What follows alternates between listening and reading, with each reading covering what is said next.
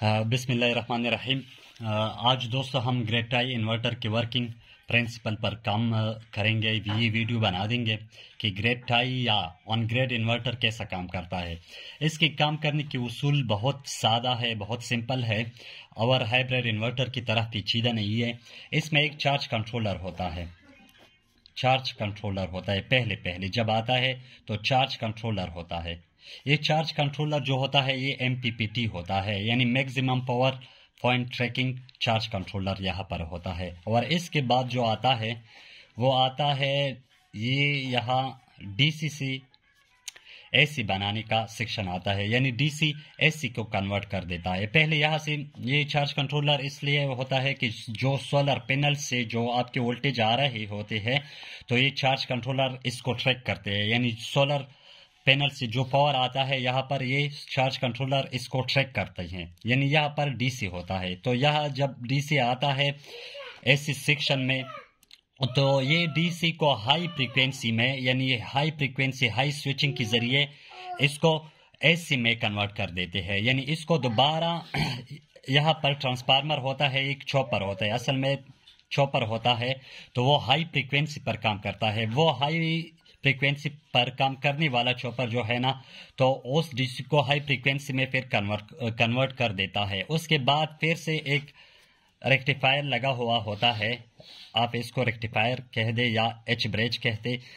तो यहाँ पर फिर इसको इस हाई फ्रीक्वेंसी को डायोड्स लगे हुए होते हैं, वो डायोड्स हाई फ्रीक्वेंसी की डायोड्स होते हैं, वो डायोड्स दोबारा AC को DC में कन्वर्ट कर देते हैं।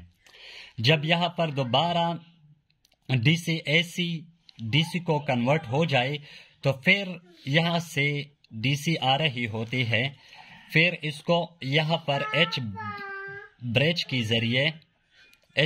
जरिए ये DC को AC में कन्वर्ट कर देते हैं। जब ये DC AC में कन्वर्ट हो जाए, इसके बाद आता है ग्रेड, यानी ग्रेड जो होता है, ग्रेड यानी मीटर वगैरह जो ट्रांसफार्मर लगा हुआ होता है आपके इलाके में, तो यहाँ से फिर डायरेक्ट यहाँ को बिजली आते हैं, यानी AC आते हैं। यहाँ पर इस सेक्शन में क्या क्या होता है, पहले इस AC वोल्टेज को, इन्वर्टर के AC वोल्टेज और फ्रीक्वेंसी जो अदर पैरामीटर्स है उसको इस ग्रेड के साथ सिंक्रोनाइज कर देते हैं, यानी एक जैसा कर देते हैं, एडजस्टमेंट यहाँ पर कर देते हैं। फिर यही बिजली ये जो ट्रांसफार्मर पैरामीटर होते हैं उसके मुताबिक होते हैं, फिर ट्रांसफार्मर को यही बिजली दी जाती है। इसमें ना कोई बैटरी सेक्शन होता है ये कि यहाँ पर ये बैटरी को चार्जिंग करे, बैटरी को चार्ज दे, और ना घर को कोई लोड वगैरह देता है, यानी घर की लोड आपको का ये नहीं चलाता है, ये डायरेक्ट बस ग्रेड को फीडिंग कर देता है। जो हाइब्रिड इन्वर्टर होते हैं उसमें ग्रेड फीडिंग, बैकअप लोड वगैरह सब कुछ होते हैं, लेकिन जो ग्रेड टाई इन्वर्टर होता है या ऑन ग्रेड इन्वर्टर होता है इसमें ये सब कुछ नहीं होते, बस सिर्फ ये DC को AC में कन्वर्ट कर देता है और वो वापडा की जो ट्रांसफार्मर लगा हुआ होता है उसके पैरामीटर्स के मुताबिक ये सेट कर देता है और डायरेक्ट वापडा को देता है। Thanks for watching.